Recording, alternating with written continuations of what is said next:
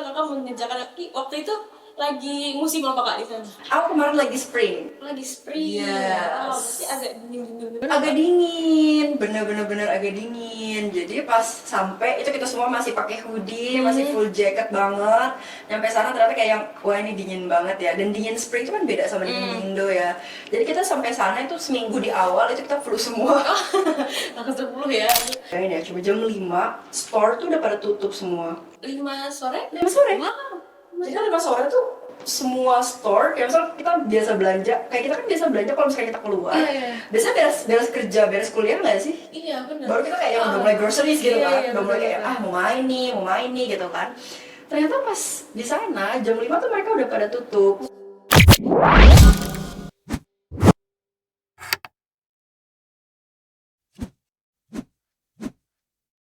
Well, hello DMCers, welcome back with me, your cheerful host Akila on DMC Podcast.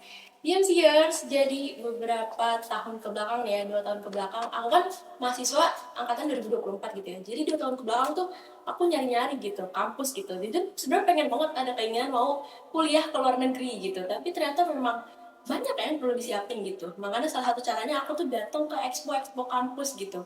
Itu salah satu yang pernah aku datengin ada Monash University gitu ya, itu di Australia. Kemudian juga ada UNSW gitu, itu juga salah satunya di Australia gitu. Nah, tapi setelah didatengin ternyata kayak kok nggak cukup gitu ya. Kayaknya kalau ada orang sekitar yang bisa langsung ngomong, jelasin ke aku gitu gimana proses study abroad gitu, kayaknya akan lebih seru gitu. Nah, mungkin buat kamu juga yang penasaran nih, gimana sih cara kuliah ke luar negeri, pun juga pengalaman seru apa aja yang dapetin di sana. Hari ini spesial banget narasumber dari DMC Podcast. Salah satunya adalah Kak Amelia Saharani yang pernah mengikuti IISMA tahun 2024 di Curtin University. Kalau gitu langsung aja ya kita sambut. Ini dia Kak Amelia Saharani. Halo Kak Amel. Halo. Okay, so how are you today Kak? I'm great. How about you, Akila? I'm good. Yep. Oke, jadi Kak Amelia ini Kak Amel dipanggil ya Kak? Iya, Amel. Kak Amel. Oke. Kak Amel ini jurusan manajemen di Untirta. Manajemen. Angkatan 2021. I see. Oke, baik. Cutting gitu kan. Oke, jadi Kak Amel ini selain waktu itu pernah ikut ISMA juga, kesibukannya berarti kan udah pulang ya Kak sekarang? Udah Pulang. Jadi Kakak sekarang kesibukannya lagi ngapain nih Kak? Aku sekarang lagi intern di perusahaan Jerman di Jakarta Selatan sama fokus skripsi. Benar. Harus semester akhir juga ya. Jadi kayaknya emang harus dari fokus ini kayaknya skripsi nih. Karena kalau misalkan keluar lagi kayaknya nggak beres-beres juga ya. Kita beresin dulu deh semester ini skripsinya. Berarti Kak Amel sekarang semester 7 lagi fokus skripsian. Semester 9. Semester 9 ya? Oke, udah bener ya? 2021. Betul. Iya, terus jadi lagi intern juga di perusahaan Jerman di Iya. Jakarta Selatan. Berarti kakak tadi OTW-nya, kalau rumah kan aku dengar tadi kita ngobrol-ngobrol di belakang tuh, kakak di Karawaci ya? Iya bener, aku di Karawaci. Tapi kalau tadi OTW dari Karawaci kok atau jangan-jangan dari tempat intern? Dari tempat intern. Jauh ya? Yes, dari pasar Minggu tadi langsung ke sini. Oh, oke. Nah, Kak Amel, aku penasaran banget nih sama IISMA ya Kak yang pernah Kakak ikutin. Jadi mungkin ini sedikit gitu ya untuk DMCers. IISMA ini adalah salah satu program dari Kemendikbudristek ya Kak. Waktu itu namanya masih Kemendikbudristek gitu. Panjangannya nih ya, IISMA gitu. Indonesian International Student Mobility Award. Betul. Bener ya, ini salah satu program pertukaran pelajar gitu di bawah tadi Kemendikbudristek gitu ya Kak. Yang mana memang ini tuh fully funded juga ya Kak? Fully funded Ya, oh I see. Berarti Kakak ikut yang tahun 2024? 2024, betul. 2024. Nah, itu awalnya kenapa Kakak kayak, pengen ikut ini gitu? Itu gimana tuh Pak? Oke. Jadi aku tuh dari SMA udah mau buat going abroad. Pokoknya pengen aja belajar di luar, ngerasain suasananya, masuk kelas mereka tuh belajarnya kayak gimana, pelajarannya apa, profesor ngajarnya kayak gimana. Udah penasaran banget. Jadi 2021 itu sebelum jadi maba, program IISMA-nya tuh udah booming banget di X di Twitter. Jadi kayak udah ramai banget kayak yang kalau misalkan di S2 kalau kita mau keluar itu kan ada LPDP. Iya, betul. Ya, kalau S1 itu belum ada programnya. Iya. Atau mungkin udah ada tapi aku kurang tahu, yes. Tapi ada satu program yang namanya IISMA, itu dari Pak Nadiem Makarim. Thank you for him. Udah bikin program ini. Jadi karena udah tahu programnya di X Iya. di Twitter, udah mulai kayak penasaran banget. Terus SMA udah mau keluar, ternyata pas mau S1 programnya ada. Jadi makin yang excited banget. Pas jadi maba udah mulai kayak cari-cari seleksinya, bakal kayak gimana, udah mulai preparation, dan udah kayak yang ih mau banget lagi kapan bukanya ya, udah bikin timeline, persiapannya mau gimana, kayak gitu. Itu kakak berarti dari SMA emang udah mau study abroad gitu ya Betul, kak, going abroad betul, gitu. betul. Terus habis itu pas maba, ternyata pas banget ISMA ini, sebenarnya ISMA-nya udah ada sebelum pas kakak masih SMA ya? Pas banget 2021 pas lulus, nah itu ada programnya. I see. Dan kakak kayak, Kayak pas banget iya gitu ya. pas banget gitu ya, ya emang jalan ya kak dari Allah gitu. Nah tapi Bener. selama maksudnya kayak, oke nih yakin gitu kan, itu kan keyakinan kakak gitu. Tapi kalau dari kakak sendiri tuh, meskipun dibalik keyakinan itu gitu, mungkin pesimis atau gimana tuh ada nggak sih kak kayak bisa meyakinkan diri gitu? Pasti ada ya kayak awal-awal. Mungkin lebih ke kayak kok orang-orang bisa kayak keren banget ya. Mereka kayak yang bisa coba pertama kali one shot tiba-tiba kayak udah ke Jerman, tiba-tiba udah ke UK gitu, kayak yang kok mereka bisa keren banget. Adalah sedikit pesimis kayak yang mikir bisa nggak ya, ntar bisa nggak ya aku kayak gitu, bisa nggak ya tercapai kayak gitu. Itu pasti ada. Cuma pastinya udah beres pesimis itu harus balik lagi kayak yang udah mikir lagi. Enggak, pasti bisa. Coba aja bikin timeline-nya dulu. Coba aja buat cari-cari referensi esainya dulu. Coba aja buat persiapan bahasa Inggrisnya dulu. Mungkin TOEFL-nya harus kayak gimana, listening aja dulu. Buat belajar-belajar aja dulu. Jadi kayak yang di backup lagi dengan kayak yang enggak bisa. I see. Berarti ya ternyata mungkin dibalik kita udah tahu nih ke Amel gitu kan, meskipun keren nih bisa ke Australia gitu, kita juga ada ternyata keraguan tuh ada ya kak. Bener. Terus Pasti ada. pasti ada ya, tapi kalau respon orang tua gitu, pengen ngeliat keinginan kakak pengen nih kuliah ke luar negeri gitu, itu gimana tuh kalau dari orang tua, orang sekitar gitu? Aku bersyukur banget sih orang tuaku tuh suportif. Jadi kayak mereka membebaskan anaknya untuk memilih jalan mereka yang terbaik gitu. Jadi kayak yang kalau misalkan aku bilang, aku mau coba ini ya, orang tuaku kayak yang mereka kayak cuma tanya, kenapa kamu mau ini? Dampaknya apa? Terus udah persiapan, udah mulai cek, udah, oh ya udah go on gitu, coba aja gitu. Berarti ntar abis coba ini persiapannya ke sini, abis itu ke sini. Iya, oh ya udah coba aja. Mereka lebih ketanya kira-kira dampaknya bakal gimana. Mereka elaborasi kayak itu lebih positif atau negatif nih ke kamu gitu. Tapi mereka membebaskan banget. Jadi bersyukur banget mereka support gitu. Jadi pas aku bilang aku mau coba kuliah di luar negeri, ada satu program, pengen banget coba ini. Mereka kayak terus programnya berapa lama? 1 semester kurang lebih. Oh ya udah persiapannya udah sampai mana? Udah mulai coba-coba buat ambil tes TOEFL, tes DET, IELTS gitu-gitu. Oh oke. Ya udah coba aja gitu. Lagian menurut mereka kalau misalkan emang gagal ya udah aku yang akan nerima, dan kalau misalkan emang akan berangkat ya aku juga akan nerima. Jadi mereka yang udah gak apa-apa berangkat aja. Wow, berarti emang kakak dari orang tua tuh dibebaskan gitu ya kak? Betul. Maksudnya memilih jalan yang apa yang kakak mau gitu selama mungkin kuliahan akademik gitu ya kak? Bener. Bersyukur banget. Yang penting baik gitu ya kak untuk kakak. Dan kakaknya juga maksudnya aku ngeliat ke Amel tuh tadi kayak nyiapin jadwal segala macam, ngasih tahu udah prepare ini, itu juga termasuk kayak mungkin orang tua kakak tuh yakin gitu, kayak maksudnya gak ngatur kakak gitu loh buat kayak kamu harus ambil jurusan ini gitu. Meskipun mungkin ada gak kak dari orang tua gitu tetap maksudnya ngasih saran Mengarahkan gitu ya. Tetap mereka ada mengarahkannya juga. Misal kita kasih contoh aja, example kayak pas ambil jurusan. Jadi pas jurusan itu kita diskusi ringan gitu lah, lebih ke kayak kamu jadi mau ambil jurusan apa? Terus aku bilang aku lebih mau ke arah bisnis.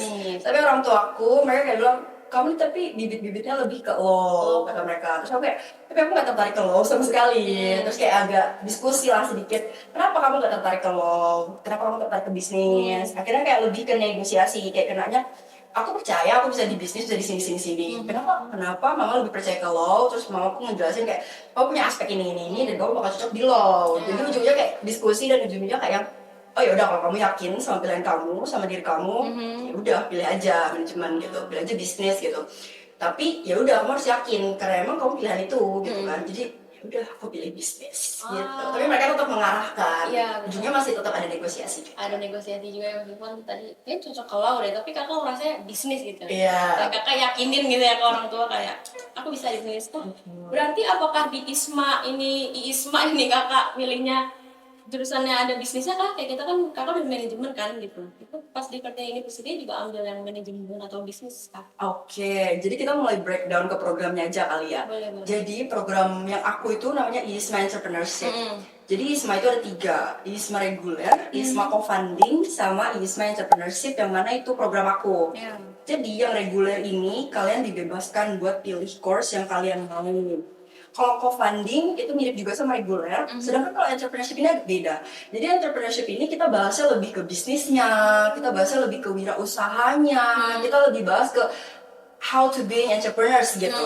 Jadi selama program ini dibahas dari sisi finance, dari sisi law-nya, dari sisi human behavior, dari sisi creative thinking, gimana caranya kita bisa jadi entrepreneur dan tetap sustain gitu sampai sekarang. Jadi kalau misalkan ditanya apakah aku sesuai sama manajemen di program ini, sesuai banget, bersyukur. Ya, jadi kayak bahas-bahas bisnis. Jadi kayak yang wah linear banget di program ini. Wah, berarti ini kakak gitu ISMA Entrepreneurship gitu ya kak? Betul. Dan memang, tapi ada apa maksudnya kayak ada jurusannya lagi gitu kan kak? Maksudnya ada konsentrasinya kan waktu kakak kuliah? Di sana? Di sana. Di sana tuh udah full package course-nya. Jadi kita satu cohort itu ada kurang lebih 28 orang. Itu kita udah nggak ada konsentrasi, jadi kita belajar satu hal yang sama yang udah diatur sama profesornya. Belajar tentang minggu ini kita fokus ke finance, kita bahas finance dari sisi ini. Minggu depan kita bakal bahas law misal. Kita bahas law dari IP-nya, dari merek, gimana cara kita buat kayak nggak terlalu kena akan hal-hal yang nggak pernah kita pikirkan gitu ya, yang kayak gitu. Jadi semuanya tuh udah full package, jadi nggak ada konsentrasi so far. Jadi kayak yang belajarnya udah sesuai sama gitu. Tapi kalau misalnya itu kan berarti kan kakak kuliah di luar negeri tuh, mata kuliah yang diambil kan juga pasti beda sama kalau misalnya di Untirta gitu ya kak. Betul. Nah itu kalau nilai berarti memang diberikan dari pihak kampusnya juga kak? Iya betul. Nilai itu dari based on kita. Kalau aku kemarin tuh ada berapa penilaian ya, kurang lebih project dari profesor sama selama kita kelas. Kurang lebih kayaknya ada 3 penilaian, tapi paling besar di project. Jadi ntar profesornya di akhir bakal kayak elaborasi tentang nilai kita. Ya coba satu orang gitu, terus kayak orang maju, terus kayak dia kayak ceritain, I really like your project, mereka kayak menjelaskan gitu. Terus kayak yang, tapi kamu kayaknya kurang aktif di kelas gitu. Jadi aku kayak kurang ngeliat diskusi baik sama kamu nih, gitu. Jadi ntar dijelasin. Terus ntar ada kayak semacam I don't know, it's just like certificate, bukan kayak ijazah, kayaknya itu certificate gitu. Terus ada nilainya di situ, ada nama kita. Nah itu kalau nilainya itu apakah dikonversikan lagi ke mata kuliah di Untirta atau gimana tuh Pak? Ada beberapa case kalau misalkan di mahasiswa IISMA di Untirta ada yang dikonversi, tapi kalau aku kemarin enggak. Karena aku kemarin berangkat tuh di semester 7. Dan itu pas skripsi kan. Skripsi kan nggak bisa dikonversi. Jadi kayak udah. I see. Berarti tapi memang maksudnya ke sini nggak memengaruhi nilai. Maksudnya kayak ini tetap nilai dari sana gitu ya Kak? Benar. Jadi sampai sini tuh cuma lapor nilai aja, jurusan, belajarnya tentang ini, terus nilainya segini gitu. I see. Aku jadi baru tahu di Solo. Aku juga kepikiran gitu kayak sekarang kan ini aku juga di DMC ini kan intern ya Kak. Kerjanya intern ya? Iya betul, ini kerjanya intern. Makanya kayak perkara konversi ini tuh juga aku juga baru belajar gitu. Makanya kalau dari kakak ISMA tuh berarti memang lapor aja gitu ya Kak, lapor kalau misalnya sudah menyelesaikan.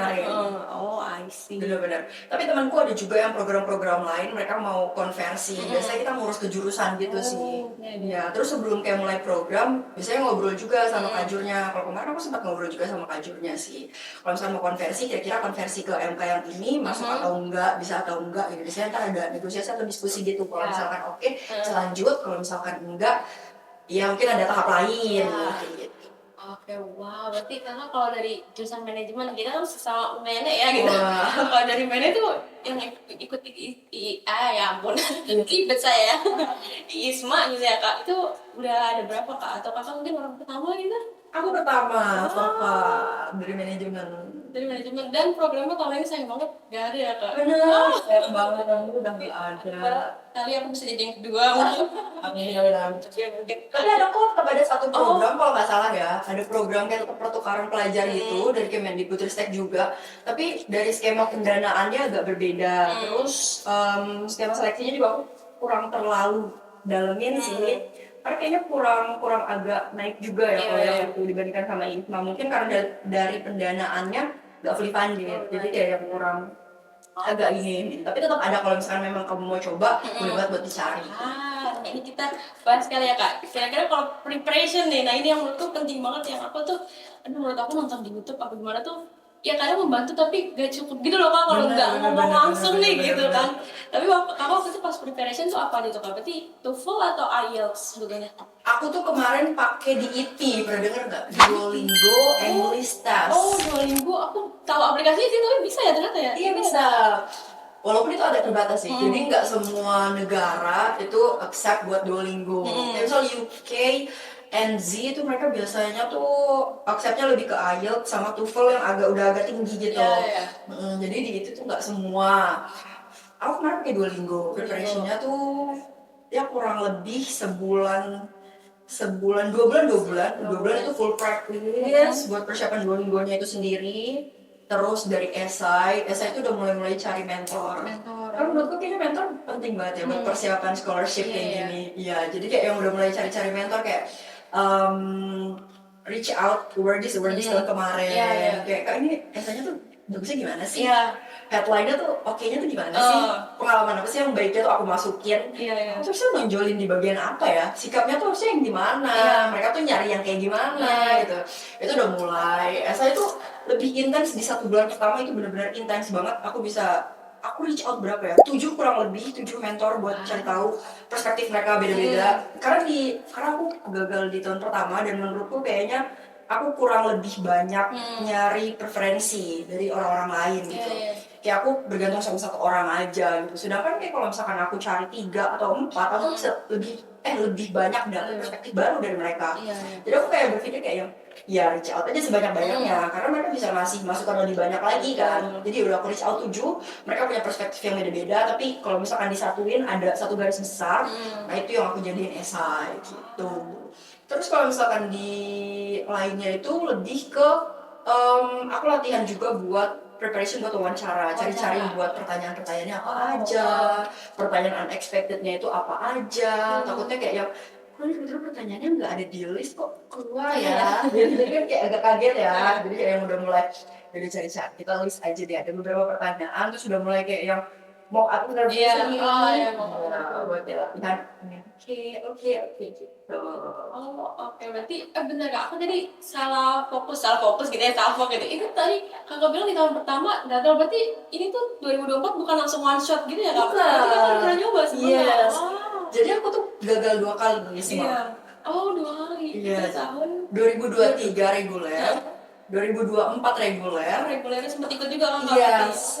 Jadi udah ketolak 2 kali. Makanya pas ISMA Entrepreneurship ini buka, udah yang kayak aduh hopeless banget, udah ketolak 2 kali. Gitu udah agak down sedikit. Tapi kayak yang masih ya tapi mau keluar nih, mau going abroad, jadi kayak ya coba dong kan.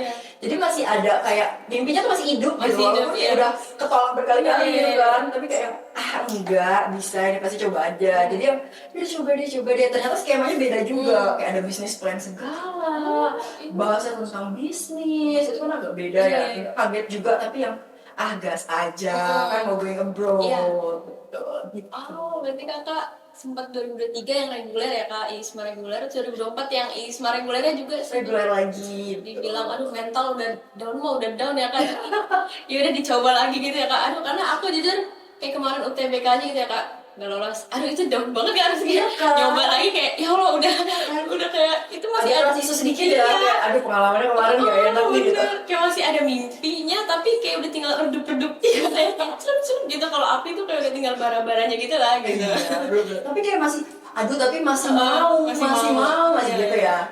Memang kalau kita ikut gitu ya kak, itu salah satu hal yang aku juga belajar dari kakak nih gitu. Kalau kita nyoba gitu, at least kita tuh udah punya probability 50-50 nggak sih kak? Karena kita udah familiar sama selection-nya ya dari sini, ya kan? Kayak yang ya coba aja lagi. Setidaknya walaupun gagal, kita udah kayak tahu kemarin selection-nya di sini. Kayak kita udah sampai tahap mana nih, kita gagal di tahap ini. Oh ya udah, berarti ntar next kalau misalkan gagal, coba dievaluasi lagi di tahap selanjutnya yang ini yang kita gagal, gitu kan jadinya. Kayak mencoba gagal itu lebih baik daripada nggak mencoba sama sekali. Ya Kan? kan. Aku percaya banget sih kata-kata itu kayak Wow, kita harus coba segala hal guys. harus coba segala hal ya. Nah, oke Kak, kita balik lagi nih tadi Kakak kata, wah baru tahu Kak Angga udah nyoba berkali-kali ternyata ya, dan alhamdulillah kemarin tuh itu jatuhnya juga kayak terakhir kali buat bisa Kakak nyoba ya Kak. Benar-benar terakhir itu terakhir. Dan alhamdulillah lolos ya Kak. Wow, tapi nah itu balik lagi aku penasaran sama Duolingo tadi, kalau kayak tes gitu bahasa Inggris gitu ya Kak, itu ada masa berlakunya gitu nggak sih Kak, kayak sampai berapa kali? Maksudnya kayak mungkin untuk 3 bulan kah atau 6 bulan mungkin gitu sertifikatnya gitu. Sertifikat itu beda-beda. Setahuku kalau misalkan TOEFL itu bisa 2 tahun, kalau Duolingo sendiri tuh kalau nggak salah 2 tahun juga deh. Itu kan 3 tahun ya, aku agak lupa juga. Jadi pas sertifikatnya udah keluar, ntar ada tanggal rilisnya di sertifikat itu, ntar ada juga kayak berlakunya sampai berapa tahun. Aku kemarin kayaknya 2 atau 3 tahun, around itu sih kayaknya kalau nggak salah. Sih, berarti makanya kemarin Kakak nyoba-nyoba tuh masih dengan sertifikat yang sama gitu Benar, ya Kak? benar. Iya sih, kalau nggak dicoba sayang Iya kan? Iya, setuju. Jadi kayak yang ya udah terlanjur nyebur juga nih gitu, kayak coba aja nggak sih? Malah kita jadi lebih ngerti nggak sih Kak apa yang salah udah sebelumnya gitu ya. Benar. Terus kok udah, oh iya Kak, terus tadi Duolingo gitu kan, itu 2 tahun, 3 tahun berarti dipakai lagi gitu kan sama Kakak untuk yang kemarin ISMA 2000 entrepreneurship-nya ya? Iya, ISMA betul, 2024 entrepreneurship-nya. Terus habis itu dari, itu berarti kan disubmit gitu Kak, dokumen disubmit gitu. Terus habis itu apa aja sih Kak yang perlu disubmit lagi gitu, berkas gitu? Sama ISMA. Selama ISMA, ya pendaftaran tuh. Kalau di aku, kita breakdown di aku di ISMA Entrepreneurship itu kita submit ada dua kalau nggak salah. Itu yang pertama itu ada business plan. Business plan ini lebih ke kayak kita bikin satu plan bisnis. Bisa plan, bisa yang udah terrealisasi. Kalau misalkan yang udah terrealisasi udah digambarin, kalau misalkan plan dikasih abstraknya akan kayak gimana. Iya. Itu udah ada kayak beberapa bagan dari pihak ISMA-nya, terus kita isi. Terus selanjutnya itu ada esainya itu agak beda sama reguler. Kalau reguler itu kalau nggak salah ada 4 pertanyaan, kalau nggak salah itu ada 4 sih, iya. Kalau misalkan di aku itu kayak cuma 3 tapi lebih ke fokus ke diri kita masing-masing. Tapi selama kayak submission itu yang lebih difokusin itu lebih ke bisnis plan-nya. Mungkin karena programnya entrepreneurship kali ya, jadi mereka lebih fokus ke bisnis plan-nya, lebih ke breakdown juga di bisnis plan-nya akan seperti apa, akan gimana gitu. Oh oke, berarti itu tadi sertifikat mungkin bahasa Inggris ya. Kalau Duolingo tuh berarti satuannya gitu ya. Kalau TOEFL kan misalnya 500, 600 gitu ya Kak. Kalau IELTS kan misalnya 6,5 gitu. Berarti kalau Duolingo tuh apa tuh Kak satuannya gitu? 100 dari around 90 sampai 160, 140. Oh, Kisaran segitu. Kisaran segitu. Wow, berarti Kakak udah lah ya dapet nih skor segitu gitu ya Kak. Iya, benar. Terus habis itu esai gitu, nyiapin esai gitu. Betul. Yang tadi Kakak bilang nyari mentor. Sampai berapa mentor tuh Kak? 7 ya? Aku 7 kemarin. Wow, 7 mentor ya. Terus habis itu lanjut wawancara. Oh, bisnis plan tadi juga ada bisnis plan dulu ya Kak? Yes, jadi seleksinya itu kita masukin submission dulu, itu ada business plan sama esai. Terus kalau misalkan kita lolos, kita masukin lagi, itu ada kayak semacam CV gitu. Itu lebih kayak mendetail lagi tentang diri kita. Itu ada kayak kita pernah publish jurnal apa, mungkin ada publikasi apa, terus pencapaian kita apa, terus prestasinya gimana. Itu dijelasin di situ. Semacam kayak CV tapi lebih detail. Terus selanjutnya udah submission yang itu baru ke wawancara. Oh I see. Nah tapi kalau misalnya di CV itu gitu Kak, itu kira-kira yang bisa dicantumkan gitu apa aja selain kayak tadi mungkin apa kita pernah upload jurnal gitu ya? Iya, publikasi jurnal gitu kan. Itu mungkin kayak misalnya pengalaman di kampus organisasi gitu, apakah itu bisa? Bisa banget dimasukin. Jadi dimasukinnya skala apa ya kita bilangnya, skala mana yang lebih tinggi bobotnya mungkin ya, aku bisa bilang kayak gitu. Kalau misalkan kamu menang di ranah nasional, let's see yang nasional masukin gitu, kayak masukin aja yang nasional. Kalau misalkan emang nggak ada dan adanya kayak cuma yang di jurusan aja, misal ya udah it's okay gitu. Tapi namanya kita bersaing, pasti kan lawan kita keren-keren juga kan, ya. Jadi ya masukin yang emang setinggi mungkin gitu. Banyak sih kemarin tuh sempat publikasi, prestasi, terus juga pernah dapat beasiswa apa, misal kalau misalkan kamu sebelumnya dapat beasiswa gitu. lomba apa, di kepanitiaan apa, kayak gitu. Lebih banyak di breakdown di situ. Dan itu semua berkas bentuknya bahasa Inggris diterjemahkan. Bahasa Inggris, benar-benar. Nah, tapi kalau aku penasaran lagi sama esai itu kak, itu tadi ada 3 pertanyaan dan lebih ke diri kita gitu ya kak. Kalau dari kakak sendiri tuh mungkin strategi menjelaskan kayak mungkin ini diri saya nih gitu, tapi mungkin true gitu kan, tapi nggak berlebihan gitu. Iya. Mungkin kakak waktu itu nulisnya gimana nih kak? Mungkin sedikit banyaknya gitu, aku penasaran. Oke. Mungkin kalau dari aku tuh be authentic gitu loh, kayak just being yourself, nggak usah dilebih-lebihkan, tapi nggak dikurang-kurangkan. Menurutku kayaknya itu hal yang terpenting sih, karena esai itu kan kayak based on apa yang kalau misalkan kalian lolos, itu yang akan jadi base-nya banget buat interview nanti. Kalau misalkan kayak kalian lebih-lebihkan, di interview nanti kan bakal struggle kan pasti, kayak jadi yang enggak, aku kan nggak gini, jadi kan jadi kayak agak kok nggak sinkron ya gitu.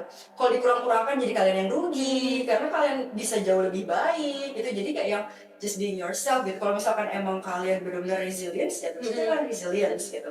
Kalau misalkan kalian emang kayak fokus banget sama hal-hal yang misal berbau kayak angka, misal kayak yang oh ya udah aku orangnya tuh detail banget, tulis aja tuh detail gitu.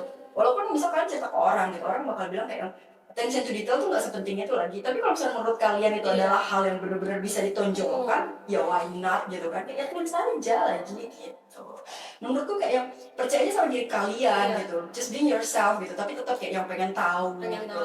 Kayak yang orang-orang tuh kira-kira butuhnya apa ya? Di beasiswa ini yang dicari tetap disesuaikan ya gitu. Ya tapi tetap kayak sesuai sama diri kalian.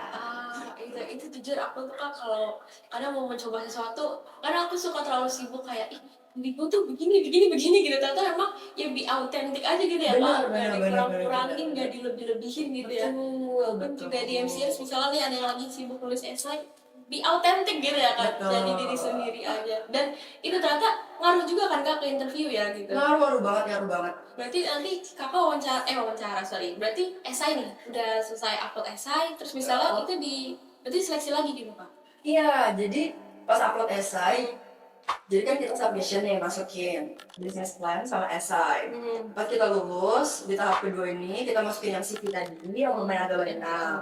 Setelahnya, kita tunggu lagi tahap selanjutnya itu interview.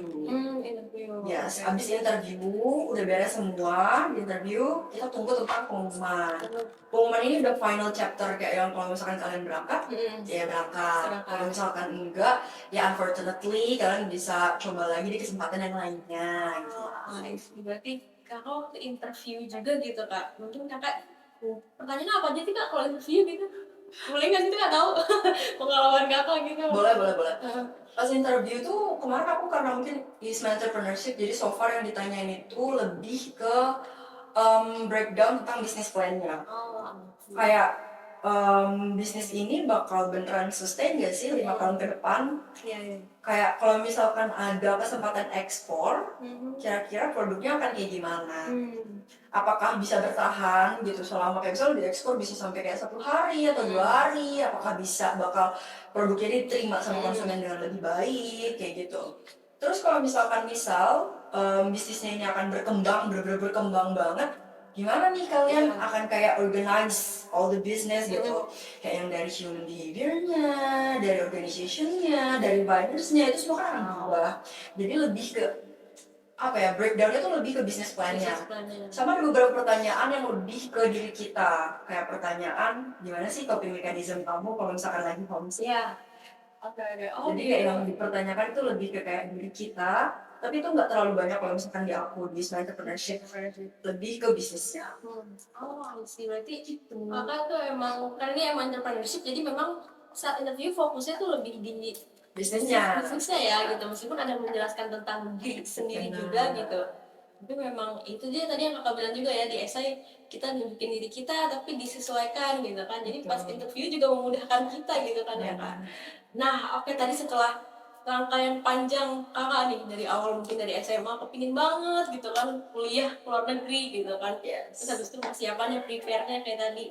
Sekarang aku penasaran bang kehidupan Kak Amel akhirnya menjejakkan kaki di Australia gitu. Di Australia itu kakak berarti berangkat dari Suta gitu ya kak? Iya, dari Suta, benar, dari Suta. Terus nyampe di bandara apa tuh Kak kalau di sana? Aku ke Melbourne dulu. Oh, ke Melbourne dulu. Pas berangkat ke Melbourne dulu, abis dari Melbourne baru ke Perth. Wow, itu 4 jam kurang lebih dari Melbourne ke Perth. Oh, oke. Tadi sebelum itu juga, berarti biaya yang di cover tuh apa aja sih Kak? Berarti ini kayak tadi itu keretaan pesawat ya? Iya. Naik kereta nggak itu? Pesawat itu di cover juga Kak? Cover semua, dari airfare di cover, living cost di cover, transportation, terus di sana juga apa namanya, rent gitu-gitu, barang host family itu juga di cover sama mereka. Semuanya di cover so far. Bahkan kalau misalkan kalian dari luar Jawa, dari luar Jakarta, misal kamu dari Padang atau dari mana gitu, itu mereka tetap di cover juga. Jadi kayak dari Padang naik pesawat dulu ke CGK, ke Suta, baru habis Suta kita berangkat bareng-bareng ke Melbourne terus ke Perth. Wow, berarti memang program ISMA ini keren ya sebenarnya. Harus nanti ada program lain, nanti kita cerita-cerita juga kali ya Kak. Nah, berarti Kakak nyampe nih di Perth gitu kan. Kalau sana nama bandaranya apa sih Kak? Di Perth tuh Perth Airport sih kalau nggak salah tuh Perth juga kok. Iya, Perth Airport. Gimana Kakak mengerjakan waktu itu lagi musim apa Kak di sana? Aku kemarin lagi spring. Lagi spring. Yes. Wow, berarti agak dingin-dingin juga. Agak dingin, bener-bener agak dingin. Jadi pas sampai itu kita semua masih pakai hoodie, masih full jacket banget. Nyampe sana ternyata kayak wah ini dingin banget ya. Dan dingin spring itu kan beda sama dingin di Indo ya. Jadi kita sampai sana itu seminggu di awal itu kita flu semua. Aku 10 ya. Karena kayak nggak biasa banget kan. Ada miskom juga antara kayak leadernya sama satu cohort kita sama kita semua. Mereka bilang kayak kita sampai sana udah summer ya, kita sampai sana udah summer ya. Ternyata pas kita sampai Perth, oh really masih dingin banget. Kita semua flu selama seminggu. Jadi kayak ya udah deh nggak apa-apa. Ini kayak yang ini miskom. Ini spring. Jadi berangkat di Indonesia kan mungkin masih agak panas-panas Masih gitu ya, panas, Kak. masih panas. Dan di sana sejuk, dingin, kaget badan kita juga ya. Bener. Kayak sampai kayak, waduh lumayan dingin nih di sini, gitu. Terus inget gak Kak, pertama kali yang terlintas pikiran gitu, melihat, wah ini nih Australia, Perth gitu terutama. Apa yang ada di pikiran Kakak gitu? Apa ya? Tenang. Oh.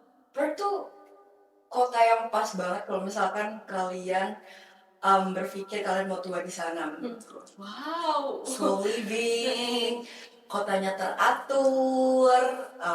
Kalau misalkan kalian mau keramaian, kalian bisa ke city-nya, ke CBD. Kalau misalkan kalian mau tenang, di around Perth-nya itu keterangan semua.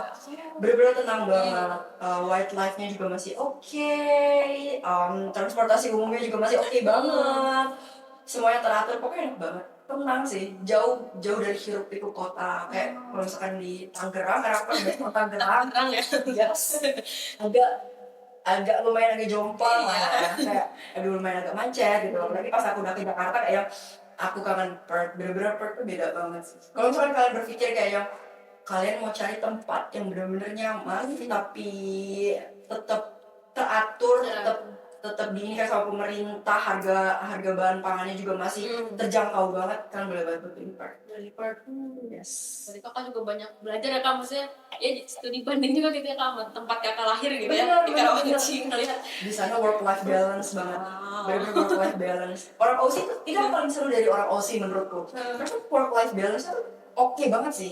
Kayak mereka jam 5, bayangin ya, cuma jam 5, sport tuh udah pada tutup semua. 5 sore? 5 sore?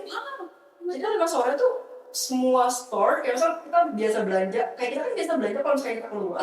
Biasanya beres kerja, beres kuliah nggak sih? Iya benar. Baru kita kayak udah mulai groceries gitu kan, udah mulai kayak mau main nih gitu kan. Ternyata pas di sana jam 5 tuh mereka udah pada tutup. Jadi kalau misalkan kita lagi kuliah terus kayak kita beres dari jam 5, ya udah beres, mereka udah nggak ada apa-apa. Jadi kalau misalnya kita keluar itu Perth tuh udah kayak nyaman banget, udah tenang, udah nggak ada kehidupan kayak malam-malam kita masih di keramaian macet kayak masih yang klakson itu udah nggak ada di sana. Jadi benar-benar setenang itu. Wah yang ini seru kayaknya maksudnya. Benar seru banget. Kan pagi mereka mulai kerja aja. Itu kalau kita kan biasanya kayak jam 7, jam 8 gitu kan. Mereka jam 9, jam 10. Oh, jam 9, jam 10. Yes. Terus jam 5-nya juga udah pada tutup jatuhnya kan Kak gitu. Mereka udah pada pulang gitu karyawannya gitu. Jam 3 mereka udah beres kerja. literally 9 to 5 beneran di Australia di Perth ya Kak? Iya, bahkan gak 9 to 5, 9 to 3. 9 to 3 ya, jadi Iya. jam 3 udah Benar. langsung. Work tuh sangat work-life balance, nyaman banget. Mungkin kalian kalau misalkan ada option mau pilih kota mana, kalian bisa bantu pilih Perth. Kalau misalkan kalian suka sama ambience-nya ya, itu pas banget. Wah, terus berarti ngelihat tadi kehidupan kakak di sana gitu, mungkin work life balance gitu ya kak. Tapi kalau kakak sendiri akhirnya tinggal di mana kak? Di mungkin asrama di kampusnya atau di mana? Jadi kemarin tuh aku tinggalnya di host family. Host family. Jadi kita hidup bareng sama keluarga-keluarga yang emang menerima international students. Jadi mereka emang open house gitu. Jadi kayak yang oh iya, ayo join aja gitu di kita. Jadi itu beragam banget. Jadi aku satu cohort tuh ada 28. 28-28-nya ini ada yang beda-beda sih. Ada yang sama beberapa. Ada yang berdua, ada yang bertiga, itu ada yang sama. Jadi kayak misalnya kita di keluarga Turki, kita di keluarga Pakistan, kita di keluarga New Zealand. Jadi itu seru banget. Jadi kayak yang selama kalau misalkan kita ngobrol lagi, kita kayak yang kemarin aku makan makanan Turki. Gimana makanan Turki? Terlalu medok gitu misalkan. Karena mereka rempahnya kuat banget ya. Ya jadi temanku sampai yang kayak can I have another dish? Biasanya bilang kayak gitu karena mungkin gak ketahuan mulut dia ya. Ya jadi ada yang kayak gitu. Ada yang kayak agak struggle yang biasa gak makan sayur, dapat keluarga dari Europe atau UK gitu. Mereka kan biasa makannya fresh kan.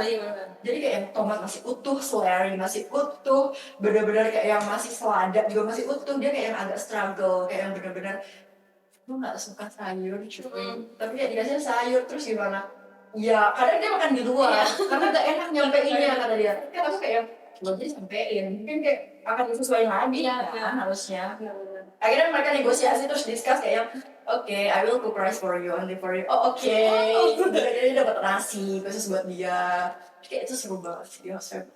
Berarti aku tadi sama keluarga sama Pakistan, Turki gitu. Berarti memang di Perth sendiri etnisiti juga beragam ya kak? Benar diverse banget, mereka diverse banget. Kayak kamu kalau misalkan jalan dikit aja di Perth tuh, kamu bisa banyak banget sama etnisiti kayak yang tiba-tiba ini dari India, tiba-tiba kamu ngobrol terus kayak yang ini aksen apa ya? Ini aksen apa ya? Oh iya, oke gitu. Ntar selanjutnya ada dari UK, ntar selanjutnya ada dari New Zealand gitu. Terus banget. Bahkan ada dari Malaysia juga, ada yang dari Indo juga, kadang ya. Kemarin pas aku beli oleh-oleh, itu di Perth tuh ada toko oleh-oleh yang jual orang Indonesia. Jual Indonesia. Iya, jadi memang ya ada orang Indo gitu kan. Ya kayak jadi kita ngobrol itu selama kayak belanja juga kayak belinya di mana gitu kayak oh di Jakarta mananya gitu. Aku kangen banget sama ketoprak. Balik Bu, ayo balik. Ntar kita Desember bakal balik kok gitu.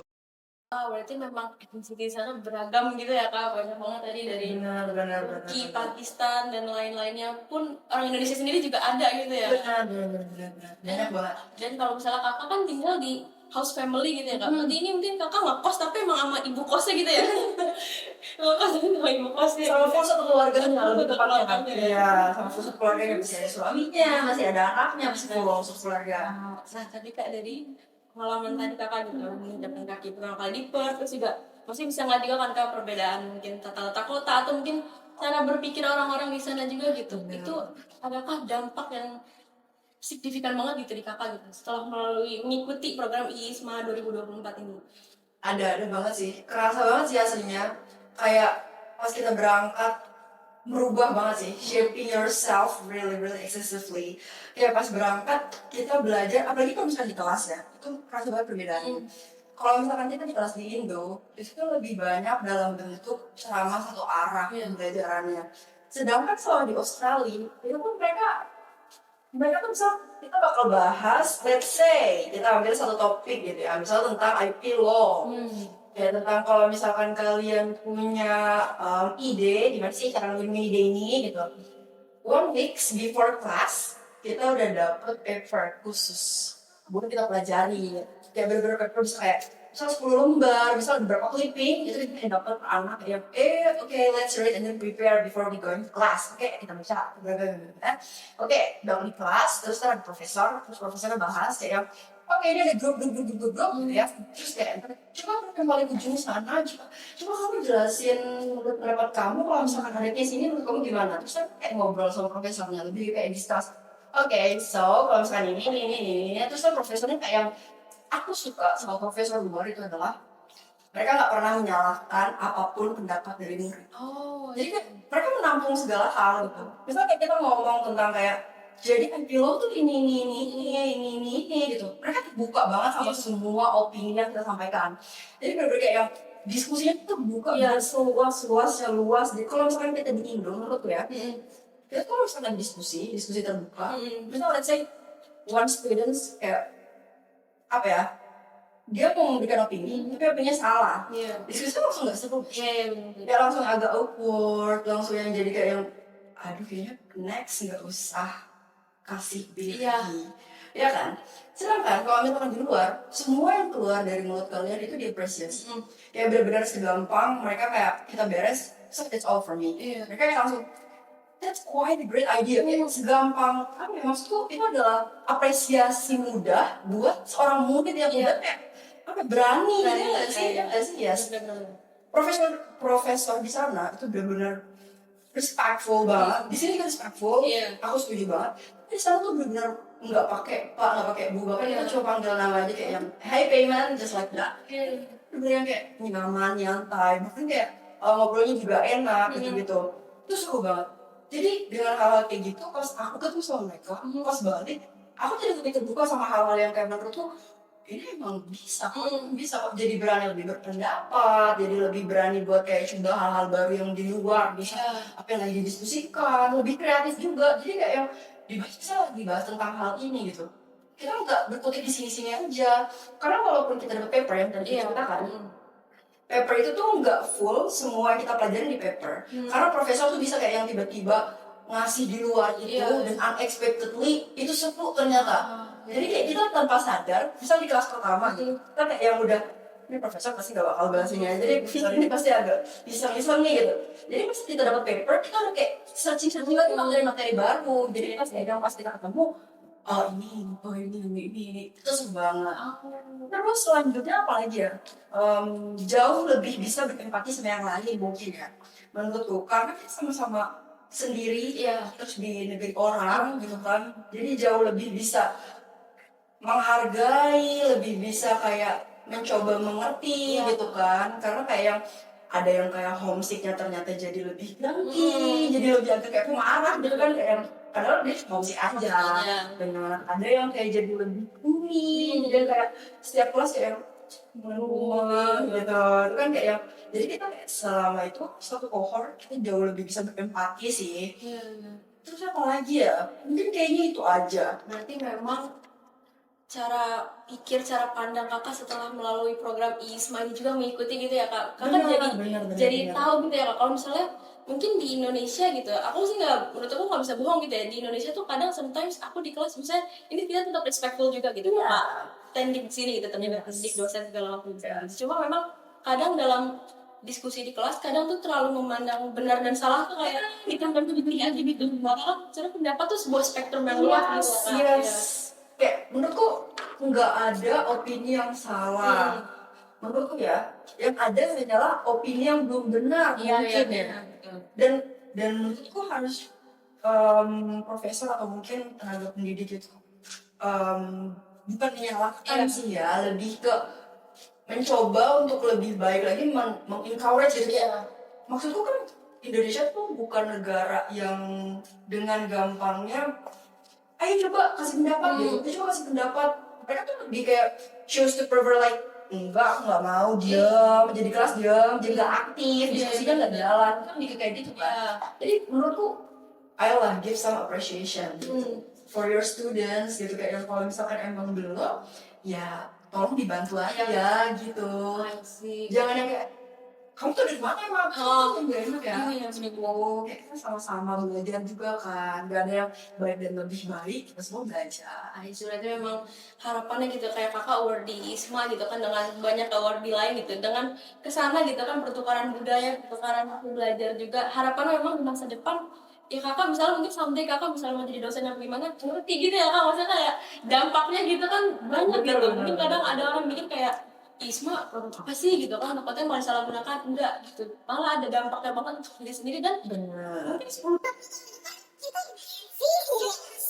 memimpin negara benar oke dan untuk tadi belajar untuk lebih empati lagi juga tadi ya kak oke nah makasih banyak kak Amel seru banget hari ini bahas-bahas gitu ya mungkin hopefully video ini juga bisa nambah pengetahuan untuk teman-teman yang mungkin nyari kuliah-kuliah ke luar negeri gitu kan mungkin ini kita bahas kupas tuntas lengkap gitu ya gitu kan di video ini gitu ya mungkin dan aku juga karena berhadapan langsung sama Kak Amel, terima kasih banyak banget, kakak juga banyak belajar sekali. Iya. Thank you Kak Amel. Sama, thank you juga di MC Creativity ya. Kawan-kawan main-main lagi kesini ya kak? Iya boleh. Okay, so DMCers, that was our podcast today with Kak Amelia Saharani. Thank you so much for watching dan buat teman-teman juga yang mungkin punya pendapat nih tentang pengalaman Kak Amel tadi atau mungkin pengen tanya-tanya juga nih, boleh banget baca di kolom komentar ya. Baca lagi maksudnya ketik di kolom komentar nih, jangan lupa komen gitu. Dan kalau video ini membantu kamu, jangan lupa like dan jangan lupa subscribe juga di MC Creativity. So, that was me, Akila Tarifa, your cheerful host today. Thank you so much for watching and see you next time. Bye!